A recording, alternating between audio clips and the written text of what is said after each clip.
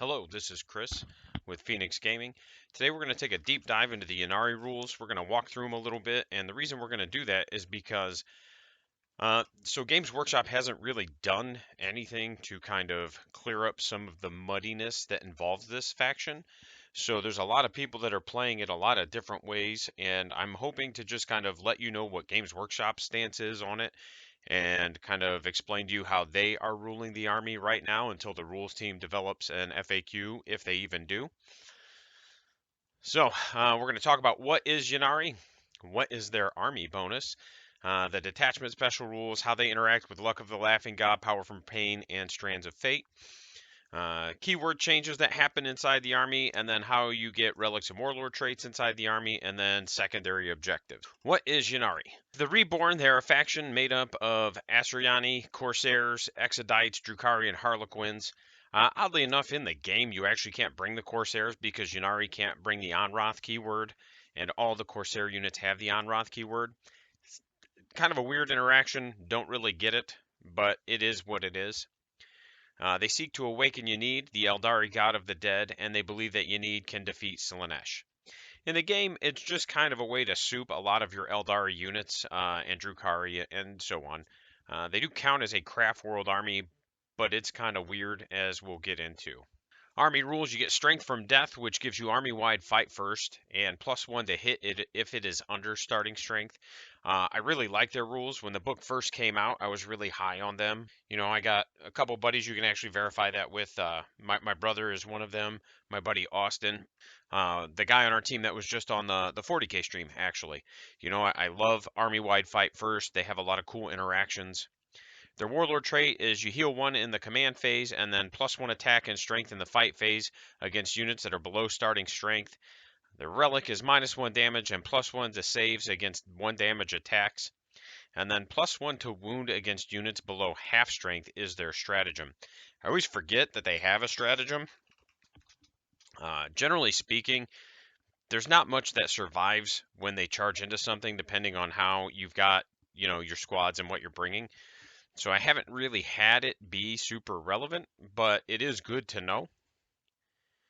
Their army bonus and special rules. So what this is this is like your detachment special rules, and there's a lot going on here. We're going to have multiple slides to kind of dig through.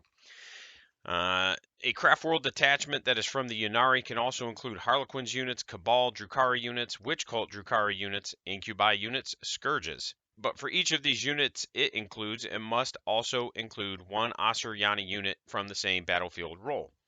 All this means is that if I want to take a Succubus, that's a Witch Cult Drukhari unit, I need to have 1 Asuryani unit in my HQ slot as well. So I could take like a Succubus and a Farseer. Keep in mind the Incarn has the Asuryani keyword, so she will count for that restriction as well. So like for troops, for example, though, you could take 2 units of witches as long as you had 2 units of rangers. And you could do 2 units of rangers and a unit of Cabalites, but you could not do 2 units of Cabalites and 1 unit of rangers. It's a 1-to-1 ratio, Asuryani to non-Asuryani. And then Quins lose their Sadith keyword, and then they gain the Ynnari keyword. Psychers cannot get Runes of Fate, and not just Quins, Drukhari also, Drukhari also lose their faction keyword and gain the Ynnari keyword. Psychers cannot take Runes of Fate, so they lose access to some of the more powerful spells that Craft Worlds get, like Guide and Doom, but all Psychers getting the Revenant Discipline, which also has some good spells in it. Ancestor's Grace, I believe it's called, gives a core unit or character unit +1 to wound, and it might just be Ynnari keyword, to be honest. There's another one where you pick one of your enemy's units and all your hit rolls of 6 in the fight phase automatically wound. So there's a lot of good things in there. No pivotal roles, so you can't do the upgrades for your Harlequins. No Lords of Kamara or Favored Retinues, so you can't take Trueborn. You can't take the Hekatari Witches, whatever they're called. The upgrades for your units. And all models are considered to be Asuryani for determining if your models can get Strands of Fate. This doesn't mean they gain Strands of Fate, it just means that they don't break Strands of Fate for every model in your detachment, or every unit in your detachment. Quin's Transports lose the Sadith tag. Each faction can only enter their own transports. Drukhari only in Raiders and Venoms. Ynnari only get into transports with Ynnari. And, Harlequins can only get into Harlequin transports. The Vizark and Yvrain can embark in any Ynnari transport. So what this means, though, is you can't put a unit of Rangers inside a Raider. They have to go in a Wave Serpent. They can't just go into whatever transport willy-nilly, which is, again, kind of a weird interaction. But I guess it's to prevent people from just like spamming the best transports, but arguably Wave Serpents are some of the best transports in the game. So I guess the downside is that if I want to put my Incubi in a transport, they have to go in a Raider or a Tantalus or a Venom. They can't just go in a Wave Serpent. And again, it's a weird interaction. In my head, it seems like they should be fairly interchangeable, but I think, again, this is just to prevent people from abusing and spamming certain things. Scourges and Incubi gain Ynnari keyword and also gain the army bonus, but they do have a points increase associated with them because of this. So Incubi go up by 4 points a model. The Scourges go up by 2 points a model, but they are no longer just like extras in your army. So Incubi get to fight first, and they get +1 to their hit rolls if they're under starting strength. In addition to all of these restrictions and limitations, you cannot take named characters outside of Ynnari specific ones, such as Yvrain, the Vizark, and Incarn, and no Phoenix Lords at all, although you can still take Aspect Warriors. That is a lot. And again, we're going to try to kind of condense it all really quickly in a kind of synopsis or recap. Just remember that if you've got a non-Asuryani unit or a non-Craft World unit, you have to take an Asuryani unit. So again, if you take a unit of witches, you got to take at least one Craft World or Asuryani troop. So you could take a unit of defenders to offset the witches. You could take a unit of rangers. It doesn't matter. You just need to make sure you're taking one of those things with them. You can take as many Asuryani units as you want without restriction. Again, just to touch on it again, Psykers can't gain Runes of Fate, but they do gain the Revenant Discipline. You don't get any of the points upgrades for any of the codexes. You don't get the pivotal roles, Lords of Kamara. And models with Strands of Fate don't lose it, but models without it don't gain it, or units, I should say. And then just to, again, keep in mind your transports are not interchangeable. And in fact, Ynnari transports can only get into Ynnari transports. So you can't take a unit of Ynnari Harlequins and then a patrol of regular Harlequins and then put the Ynnari Harlequins inside of the Harlequin transports. It's very specific on how they interact. And here's where the rules debate and dilemmas come in, is this right here. Harlequins and Drukhari units included in a Ynnari detachment loses the Sadith Cabal or Witch Cult faction keyword if they had one, and they gain the Ynnari faction keyword. That because the Ynnari keyword is considered to be a replacement for the Craft World keyword, these units will gain Craft World attributes. The core rules regarding, so I'm just going to post this here. I'm not going to run through it. Core rules, though, are regarding keyword is that if it's replaced, you replace all instances of it, right? Some datasheets have keywords that are presented in angular brackets, such as Chapter Legion, blah, blah, blah, blah, blah, that you can select yourself. You must decide what these keywords will be at the moment such a unit is added to your army. If another rule uses keywords in angular brackets, then the keyword matches the keyword that you selected for that unit. And that's really straightforward. It's just saying if you're playing Blood Angels, all your models gain the Blood Angel selectable keyword, and then any interaction that has a selectable keyword that interacts with your army must also be Blood Angel. So it's actually pretty straightforward. There's an example there you can read through. Some units include models that have different keywords, while a unit has models with different keywords. It is considered to have all keywords, blah, blah, blah, blah, blah. Now that we've covered that, so here's where the conundrum is. According to multiple Games Workshop judges, and I, as a Games Workshop judge myself, I have access to conversations with these fellows and ladies, and I'm not going to name any of them, but just know I have talked to multiple 40k judges who work with me with Games Workshop. All instances of the keyword are not changed And there's a couple of reasons for this. Reason number one is the rule specifically calls out that the selectable faction keyword is lost. And the way it's worded, it kind of insinuates that it's only the keyword at the bottom of the data sheet. It's not every instance. And it is also not replaced. It is lost. So it's just deleted. End of discussion. And then they don't gain Ynnari, but instead gain Ynnari. And I understand that that doesn't make a lot of sense. But again, if you look at the slide in front of us, you'll see the difference. They don't gain angle brackets Ynnari. It's not a selectable keyword, but instead they gain Ynnari. And it just becomes another faction keyword, a la Eldari, Asuryani, things of that nature. So because we're not gaining a selectable keyword, we cannot actually say that all instances of that selectable keyword are changed. So this means that it's only changed at the bottom of the data sheet, not every instance on the data sheet. And really, that has a lot of serious implications because that means spells and auras that are non Ynnari are effectively useless. So if I bring a succubus, she's got a witch cult reroll wound rolls of 1 aura. It doesn't actually work with my army because it still stays selectable witch cult.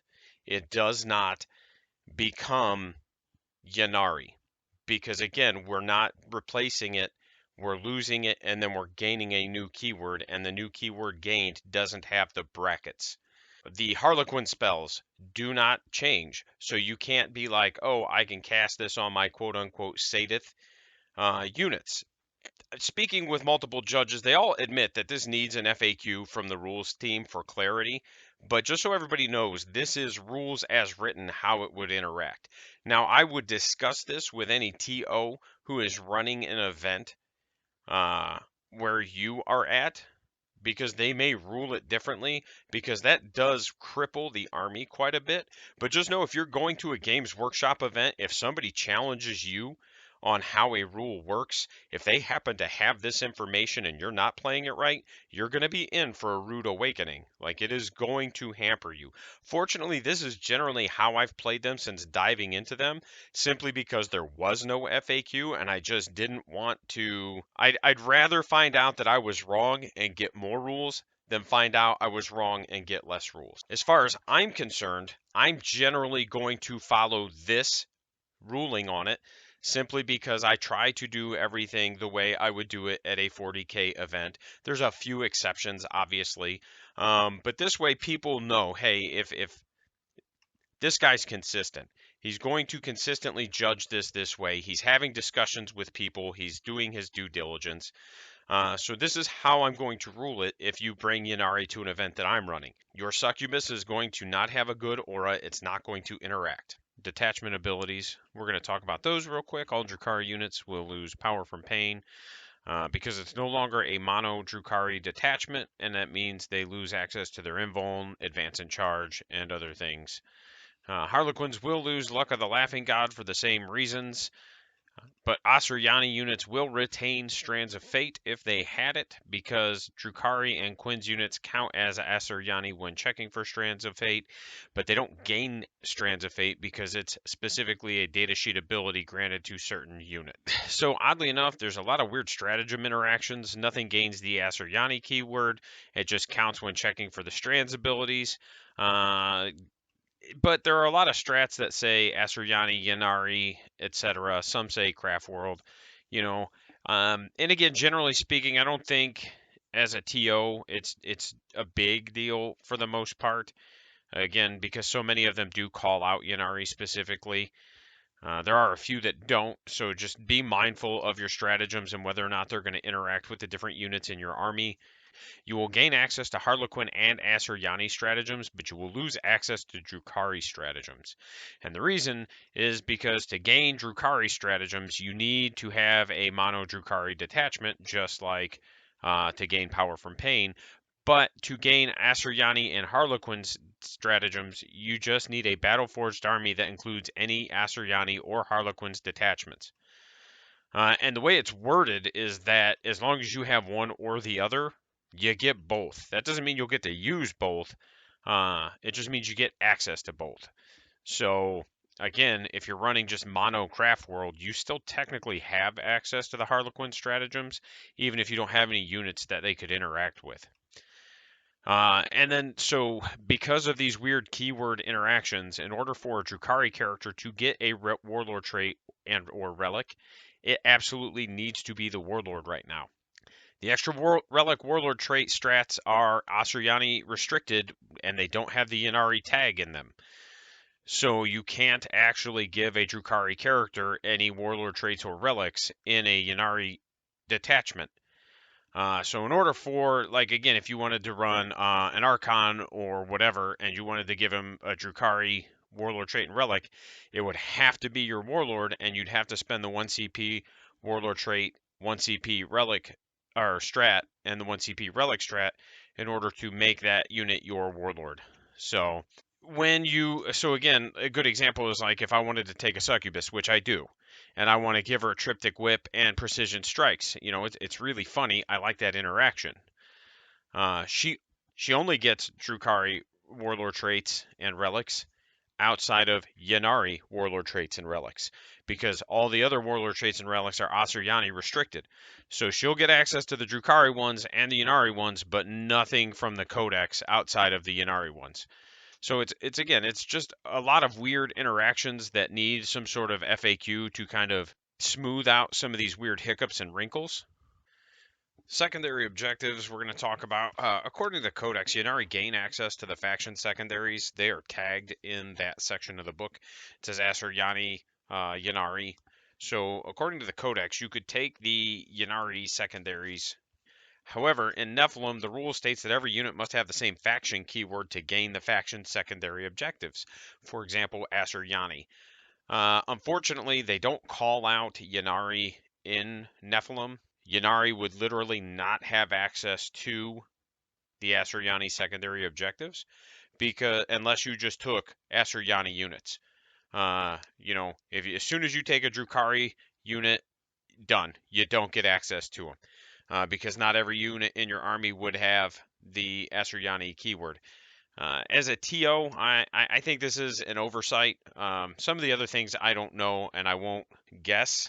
I think this is an oversight, and I would allow any Ynnari players running any events, playing in any events that I TO outside of an official Games Workshop one to go ahead and take the Asuryani secondaries. Especially because they're not exactly broken, like they're not really strong or good. They just give you a few more options. And really, with a lot of the Asuryani stuff, like it's a weird interaction anyway. Yeah, no, as a TO, like I would side with Games Workshop on most of the rulings simply because I want to stay consistent. But here, I think I have to disagree. And the reason I disagree is, again, the Codex specifically called them out, and then Nephilim did not. So I just have to assume that this is a Nephilim oversight more than it is an intentional omission. Again, I just wanted to kind of touch on this army. It's a really weird army. It has a lot of odd interactions. And I just wanted to kind of give some rules clarifications for a lot of the people out there that were interested in it. It is arguably not a super good or powerful army, but there's a lot of potential there. It has a very high skill floor, but also a pretty high skill ceiling, which is why I think you're seeing them do moderately well in tournaments. And it's not because they're good, it's because the people that are using them are good with them. But that's actually going to be a discussion for the next video. We're going to talk about meta and how to kind of work and build within the meta and really like some of the issues we get with statistics and things of that nature. So I think that's going to wrap this up. Hopefully, I hoped clear up a lot of issues or questions people may have had with this army. And if not, I'm sorry. If you feel like I've just created more issues or you disagree with me, that's fine. Let me know in the comments. Again, I'm just kind of relaying that information that I got from my discussions with other Games Workshop judges to everybody so that they know what to expect going into most events. And again, as always, just talk to your TOs before you take this army specifically to an event. As always, Patreon tiers. Mentioned on the Patreon's page for $1.50, 24-hour early access to all content and ability to vote on future content for the Firebirds. which is $5. Phoenix is $10. You get all of the above and a Phoenix Gaming sticker sent to you. The Immortal is $20, all of the above and a Phoenix Gaming shirt sent to you, and a special shout out at the end of the video. As such, Captain Too Tall, the real Donnie G. Again, these guys have been with me since day one. They've been awesome. All the money that they have pledged to me has just been used to grow my terrain and kind of make my events bigger and better, period. End of discussion. You guys are the MVPs. Thanks again. Links in the description. Have a good one.